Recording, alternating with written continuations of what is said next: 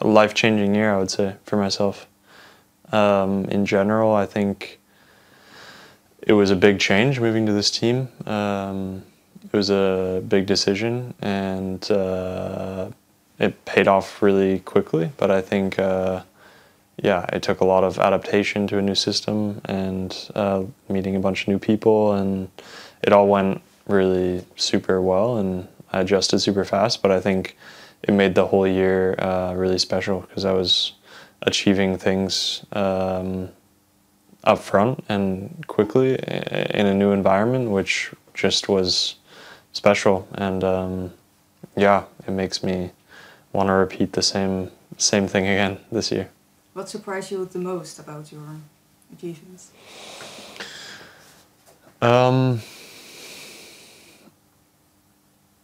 I think just the magnitude of them. I didn't ever expect to win a race like Paris-Nice in my career, so I didn't think I was capable of it, I mean, honestly. And so I think, like, just winning that so soon in the year changed a lot in my head. Like, it just made me realize that I was capable of more than I thought before. And yeah, I think it just set me up for a year where I could surpass what I thought was possible and keep doing that. So I think, yeah, just winning that level of a race so early on with the team was the most surprising. And you also won the Dwars door Vlaanderen, of course. You heard this question more often, I think, but what kind of rider are you? Yeah, that's a question I do get a lot. What type of rider am I? I think I'm an all-around rider. I don't think there's a better answer than that. I'm someone that is tall but can climb well, basically. So yeah, I can, that kind of profile allows me to do a lot of things. But I think, yeah, the best way to describe myself is just, yeah, a bike racer. I don't know. I feel like I can do almost everything except sprinting. So that's the best answer I can give you. And back to 2024, it was a crazy year for the team. How do you reflect on, like, the team's year? I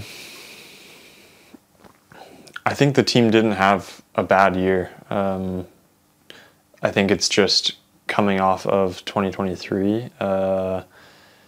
It would have been very difficult to match that, or nearly impossible to match what the team did in 2023. So it was almost, yeah,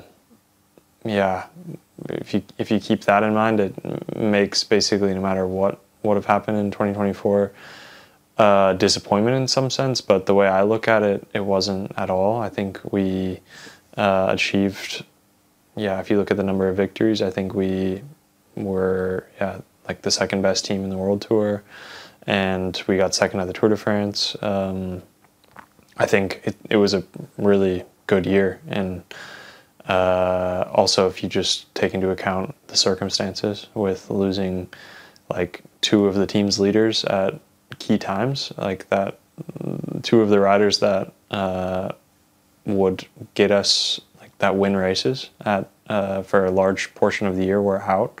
I think that, yeah, all of that into account, I think it was a good year. Okay. And talking about you again, do you feel you have made a step compared to last winter? I do, yeah, I do. I always like am waiting for the year that I don't make a step for some reason, because it's like I know at some point that's going to come where I think I'm still at a young enough age to where every year I've like, after off season you get back on the bike and you feel different, and I'm kind of waiting for that to stop. But again, this year I had another improvement. I think my power numbers are better. I've done, yeah, a couple of really good 5-minute tests, and I feel better on the bike. And I think, yeah, I feel also just good in the gym and stronger and older, wiser. So yeah, I think I made a step.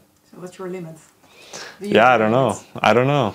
Hopefully I can find it or not, but I think I'm still improving, which is really, really just nice for myself mentally to know that I can continue, yeah, doing better and achieving more, hopefully, than I did before. And what are your goals for the upcoming season? I think I have a lot of process goals, but I think as far as results goals, I would say I would like to win another 1 week stage race. So I only do a few of them with my calendar. I really only do Paris-Nice and Dauphiné. As of now, there's only 2 1 week races I do. So I would like to win one of those. That would be amazing. I was really close at Dauphiné, so that would be really cool. And then also a one day race again. Yeah, I would like to I just think like the challenge of winning a 1 day race is like really just a fun challenge. Like there's so many variables and it's not like a stage race where you can control everything. So that's kind of like tempting for me. It's just something I want to do. And then I think my third goal would be to like do a better result in the Tour de France. Just improve on 8th place last year and show that I'm still making steps in a Grand Tour scenario. Because I think for the future, that's a goal for myself, is to do GC at a Grand Tour at some point. And talking about the classics, do you have a favorite classic in mind you would like to win?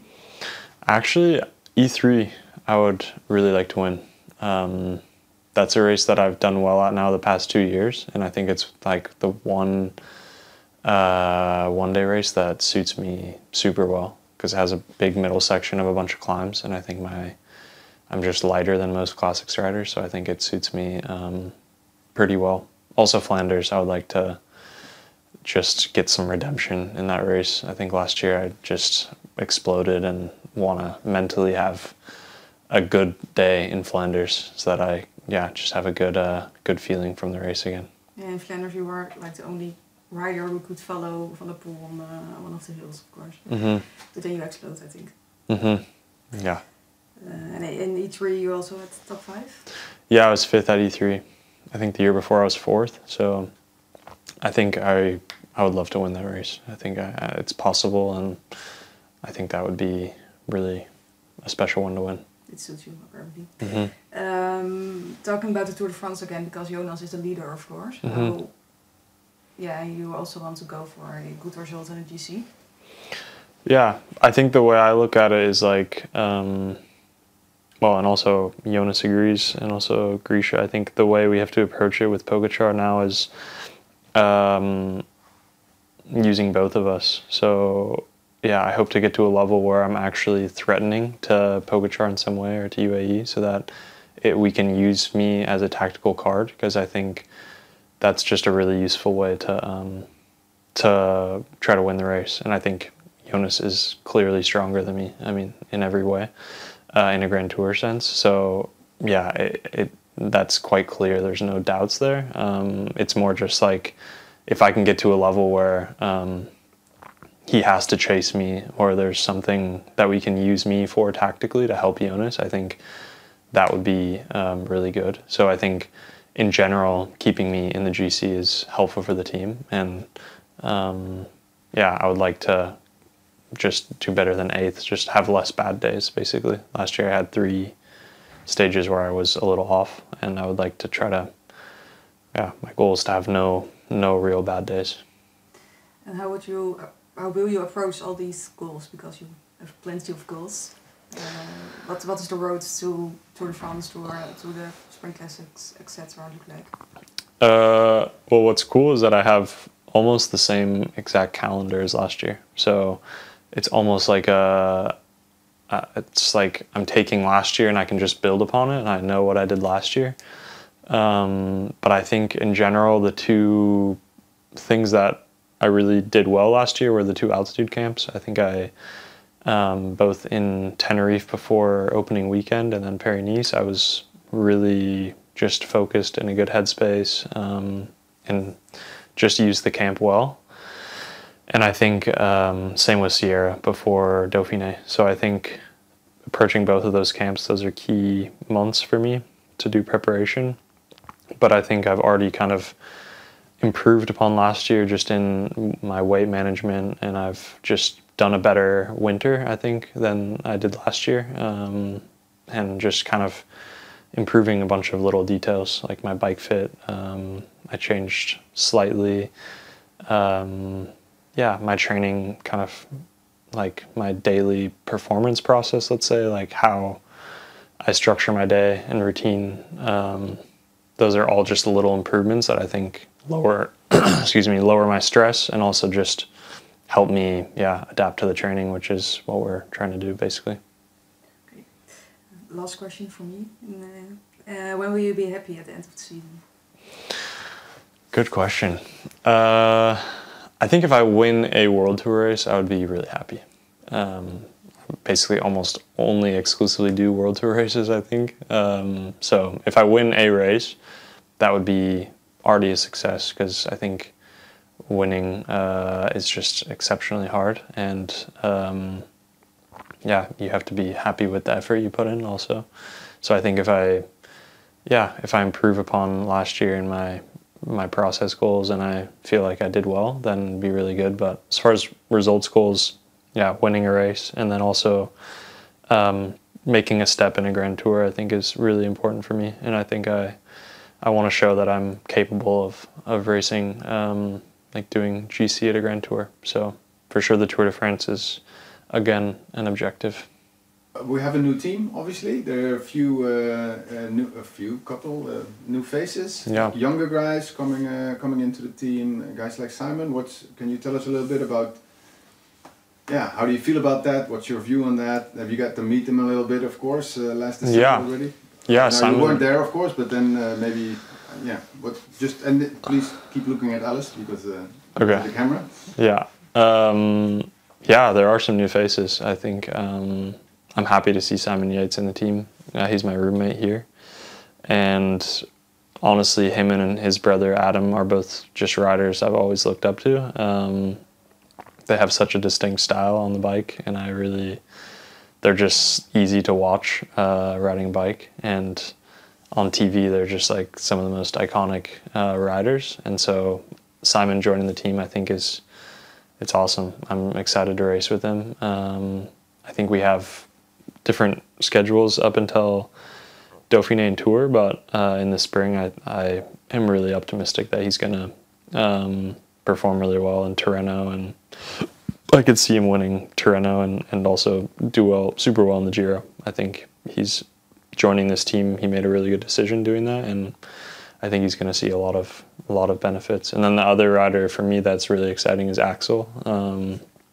He lives right by me in Nice, and we've trained together a bit now, and really nice kid, and just also a huge talent. And I think, like you saw from me a little bit, just joining a new environment like this one where everything is taken care of for you, and we just have really, I think, in my opinion, the best staff in the world, and I think Axel is going to benefit hugely from that, and having different training methods, different nutrition, I think he's going to make a big step. So for me, Axel and Simon are exciting.